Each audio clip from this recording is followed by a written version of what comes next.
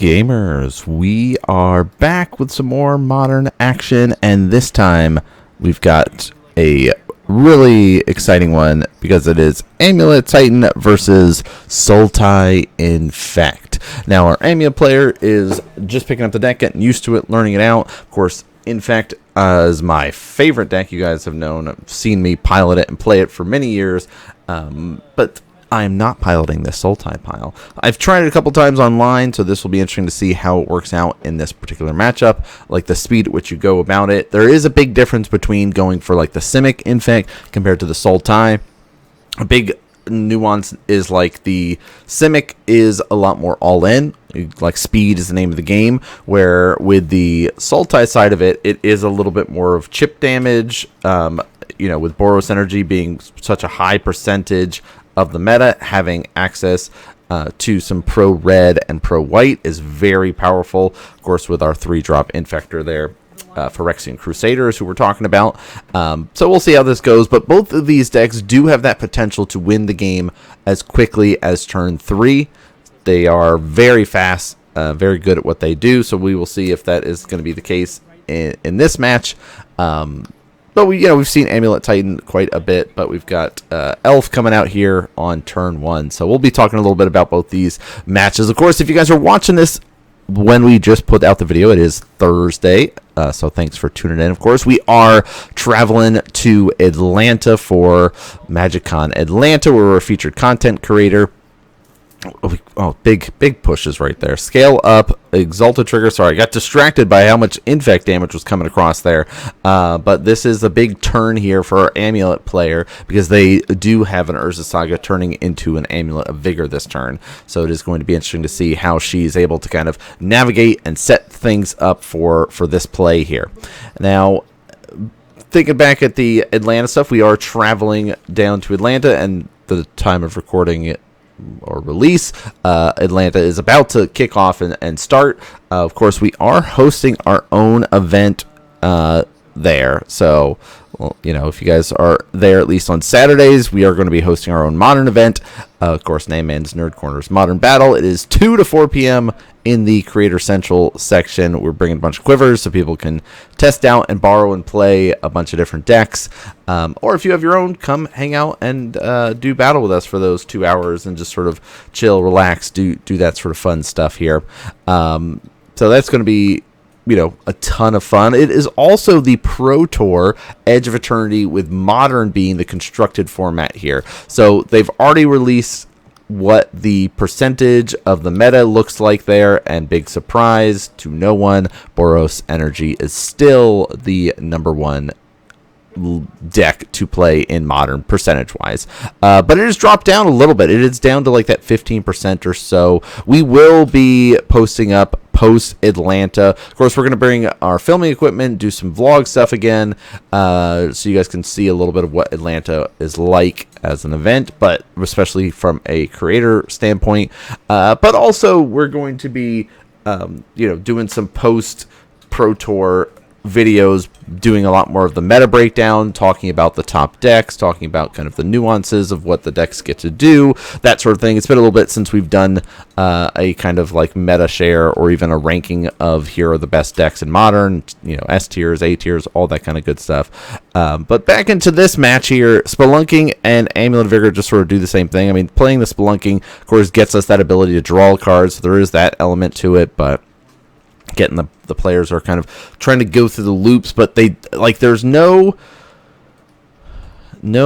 payoff at the moment. We don't have a Tularia West. We're trying to dig for something with a Rumble and 2 Summoners Pact, a Rumble, and Escape Shift, and we are going to, all right.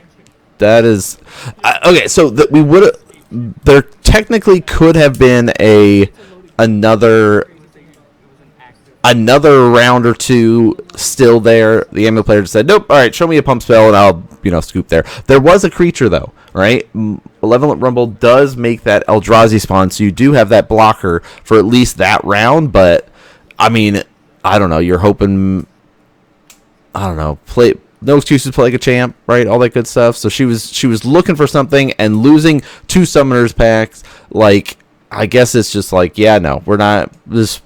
I would much rather just go to game 2 instead of drag it out and be in a weird spot. Yeah, we have some live draws, but it is definitely a tough position to be in. Losing the scape shift, things like that. But a turn 1 amulet is a really good way to start things, especially we've got a Summoner's Pact. We've got access to an Arboreal Grazer. We've got access to some land. Rot Priest is coming out here. Nice one. Of course, that sadly only counts as spells, does not count abilities there. But the spells is a great way to help close out the game or adjust things.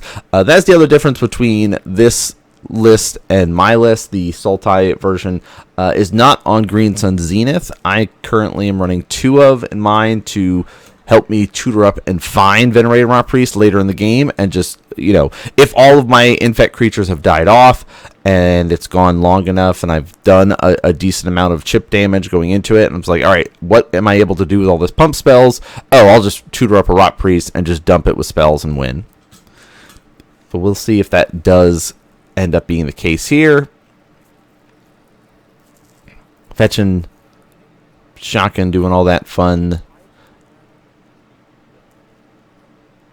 I mean, it's like winning with Venerated Rot Priest and just like regular damage is possible. It doesn't happen very often because you think every time that you're pumping it, it's going to get bigger, swing damage, but it's also getting poison counters. So it's like, it is possible.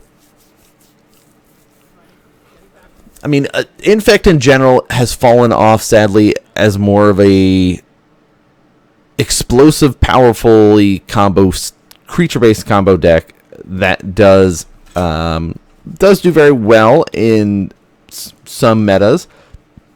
It is just like one of those that you have to know your lines, and it definitely is one of those that rewards players for putting in the reps compared to some other decks that you might just be like, oh, I could just sort of go about it. I'd say Titan is another one similar to that.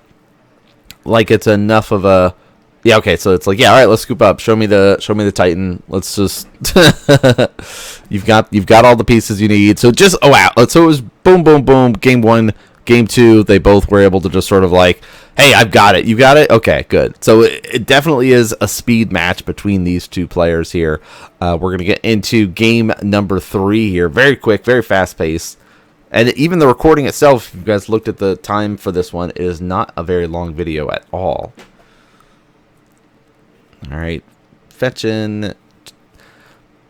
So you can see we've got some Thought Seizes in here, Inquisitions in here, but the breeding pools and things like that, it's like Phyrexian Crusader is 1 double black. So you got colorless and double black, but Bladed Agent is so good that it's like, all right, based off of getting the breeding pool kind of leads us towards very likely that they're going for that route. But a turn 1 amulet does kind of add a little bit of fear. Looks like we got scape shifts, 2 of them here. There's the Bladed Agent. No blocks allowed for this. Do we have a way to interact with that, though? I mean... Growth Chamber here. Bounce itself. Explore. Draw a card. See what we can do. Yeah, we've got 2 Growth Chambers in hand. And explore. 2 scape shifts. Yeah, it's not that...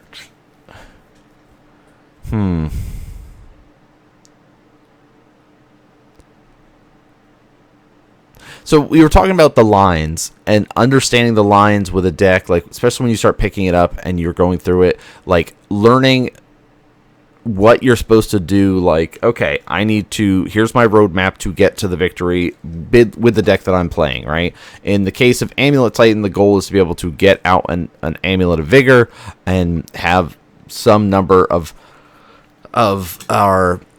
oh, wow, we just made another copy of our... like amulet, but yeah, all right, scale up and might. Hey, there's 10. Yeah. So it was like the setup for next turn our Amulet player went on, but not able to do anything with it. But it is definitely a tough one to be in that spot of like, okay, they were like, who's going to win on turn 3, right? Is definitely what that one felt like.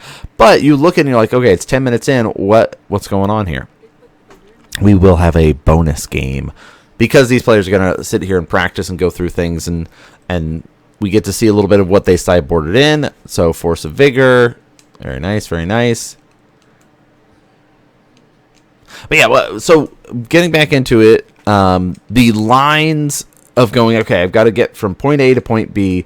All right, let's get the amulets. Let's get the prime times. Let's get the correct lands to get haste. Let's get the mirror pools to make a copy of it. Like, let's set up ourselves for victory this way. So, you know, once you figure those lines out, then it becomes the nuances of putting in the reps and going, okay, yes, I know with this specific hand, how can I pivot my line and kind of maybe either jump ahead a little bit in this sequencing of things or pivot into that plan B, plan C. We'll get to that eventually, but I need to set up and do these other things first before we get it like locked in on something, or somebody disrupts me too much and now I've got a hard pivot, like, you know, depending on how the matchup goes. Like in this case, like the Sultai player is going for speed, but they do have disruption as well with thought seizes and inquisitions and things like that. Like if we're able to strip away threats, it makes a huge difference.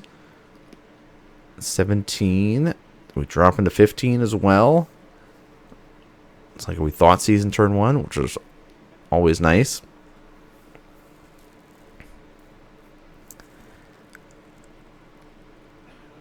Let's see it. Nah, a dork. Ignoble hierarchy. The other thing, too, is, like, with the Sultai version like this, you can run more dorks. Especially because you're, like, you need to get up enough mana to be able to, you know, do things like with your Ink Moth, to be able to cast our Phyrexian Crusaders. Oh, very nice. Besajuing. Yeah, it was like both these are good targets, but the Amulet that's currently out is the, like, better choice here. And swinging for 1.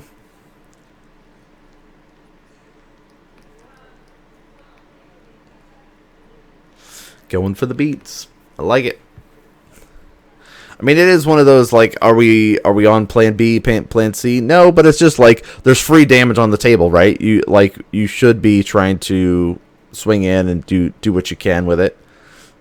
All right, but the Grazer is going to make a big difference here, not only to block the ignoble, but also because of the reach, it does make things a little bit harder against the Ink Moth. All right, explore. Let's draw another card.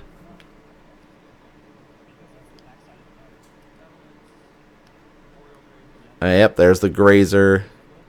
Growth Chamber, let's bounce that.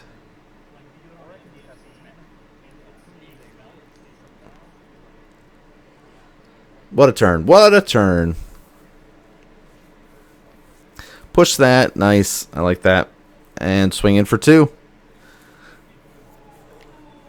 That's the other thing is getting access to Sultai and the black. We'd get not only disruption, but a little bit of removal.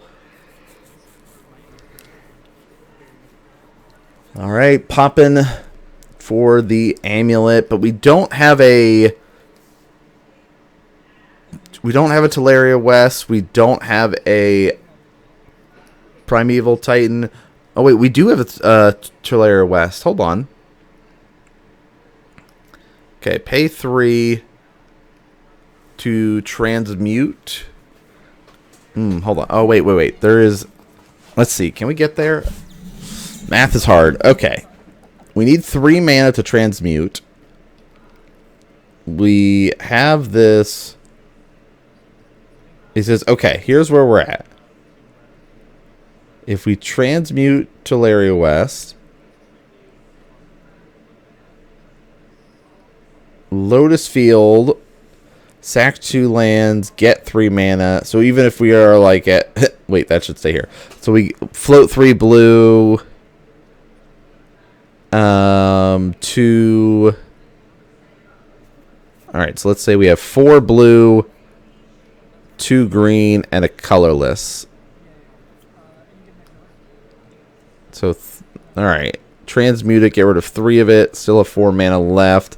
Can't cast our Primetime this turn. Explore. Okay. Didn't get another land. Okay, that does make it a little bit tough, especially because we have to spend a turn being... Oh, hey, let's... Oh, okay. Primetime and Scape Shift. Yeah, we'll get rid of the Primetime here.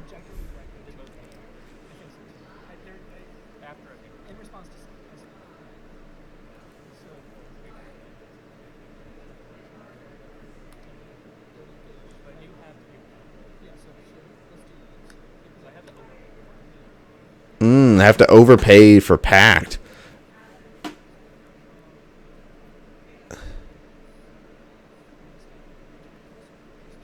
Wait, isn't it 4? Doesn't Field give you 3 mana? And so you just do a Field and a Forest?